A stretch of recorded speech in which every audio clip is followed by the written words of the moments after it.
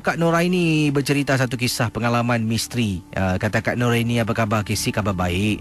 Kakak ingin ceritakan sesuatu. Depan rumah kakak pernah, apabila kakak bangun pada waktu pagi sekitar 4 pagi nak ke tempat tugas, kakak terperanjat apabila nampak ada batu-batu kecil macam pasir pun ada orang tabur di hadapan rumah. Dan nasib baiklah pernah dengar seseorang menasihatkan, kalau ternampak sesuatu depan rumah macam tu, ambillah air, kemudian bacalah sesuatu dan siram jirus. Kemudian ambil sapu-sapukan semua dan buang. Jangan kita melangkah. Jadi setiap kali kakak nak langkahkan kaki keluar rumah, kakak akan pandang di bawah dahulu. Kerana kadang-kadang kita ambil sambil lewah, seolah-olah kita tak ada musuh.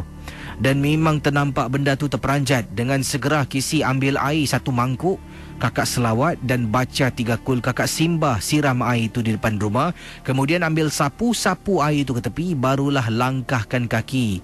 Sampai sekarang Alhamdulillah, kata akak kita, tidak ada apa-apa. Tidak pasti pasir itu adakah pasir orang tabur dengan niat jahat, ataupun mungkin ada orang baru beli pasu bunga ke, pasirnya terjatuh, entahlah. Terima kasih dan suka dengan MJ12. Terima kasih pada akak kita. Silakan 669 11897. Hello, selamat pagi.